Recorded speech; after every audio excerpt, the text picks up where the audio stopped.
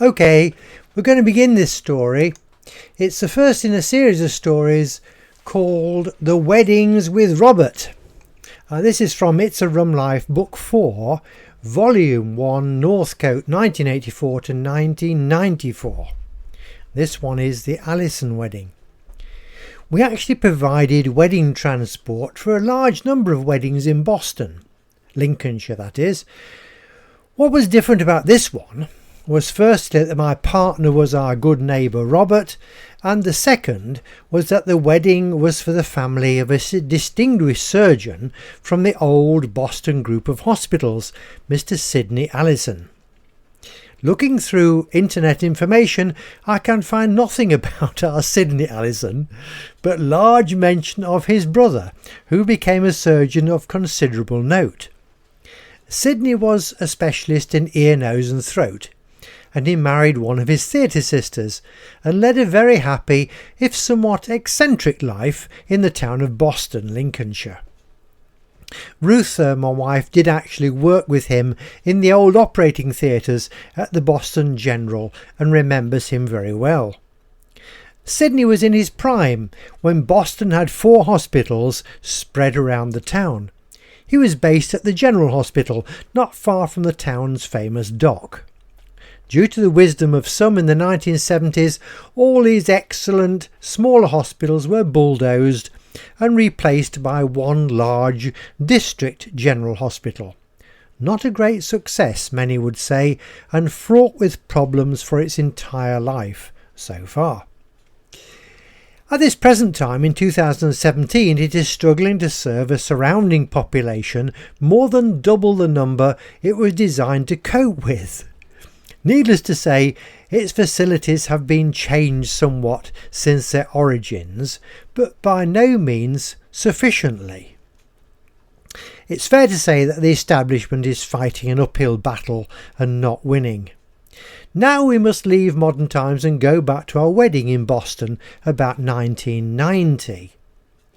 Sidney was now well retired from his everyday job, but still running his original fleet of motor cars, namely a lovely 1950s Bentley sports limousine, a 1950s Rover 90, and his pride was a stately vintage Rolls-Royce, just like the one driven by Sir Lancelot Spratt in the Doctor in the House film.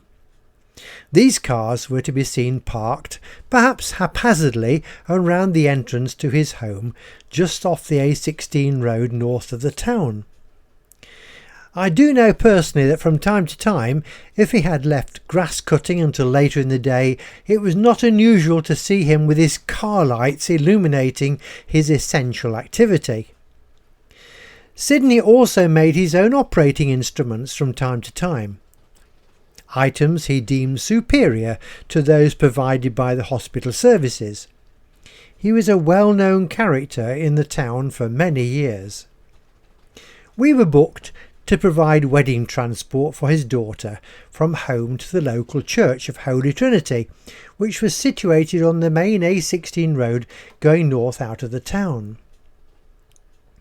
I forget where the happy couple were going for the reception, perhaps to the family home. The main part of this adventure happened actually at the church.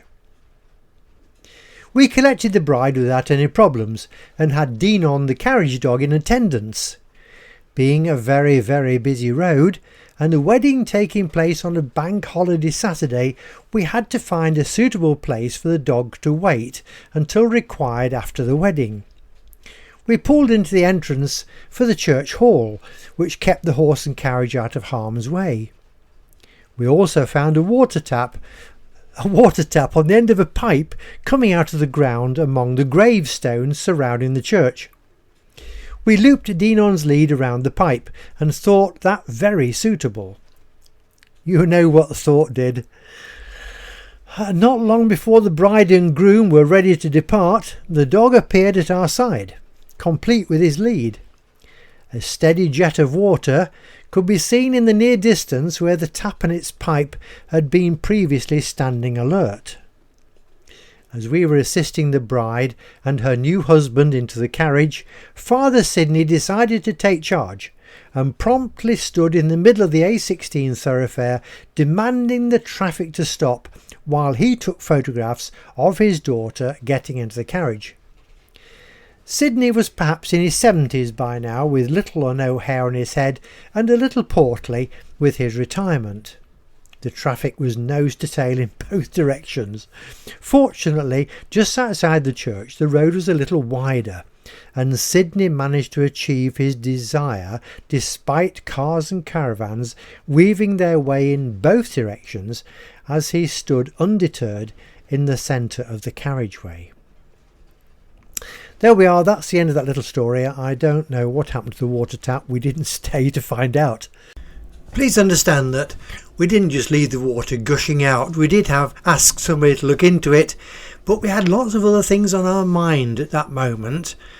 I was managing the horse, standing among all that busy traffic, while the final photographs were taken, trying to persuade him not to eat the bride's bouquet.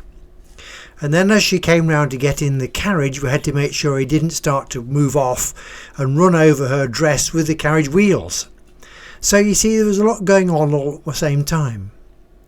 Anyway, we did manage to move off into the traffic and turn away to take her to reception and join the flow of all those folk heading in the direction of Skegness.